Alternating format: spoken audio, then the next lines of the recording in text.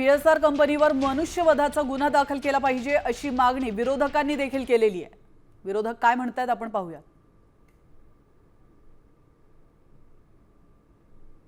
आता या सर्व 5 विमानावर बंदी घातलेली असेल, परंतु या असलेल्या कंपनीवर आणि या कंपनीला परवानगी देणाऱ्या मग केंद्रीय मंत्री असो किंवा कोणी असो त्यांच्यावर कारवाई करणं, त्यांचा राजीनामा घेणं किंवा या कंपनीवर मनुष्यवधाचा गुन्हा दाखल करणं हे गरजेचं आहे।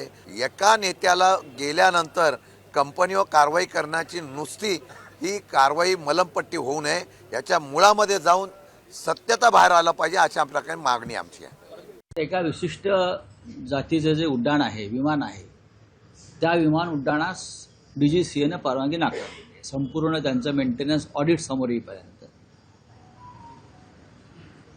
रोहित पवार यांनी जी लढाई लढली आतापर्यंत त्याचा विजय आहे, लहानसा विजय, आणि यापुढे अजून एक मोठी लढाई ते लढतील असं मला दिसतंय। या अपघातामागच्या किंवा घातपातामागच्या खऱ्या गुन्हेगारांना शिक्षा व्हावी म्हणून तो अभ्यास करतोय, लढा देतोय, अशा रोहित पवारांच्या पाठीशी आपण उभे राहिलं पाहिजे।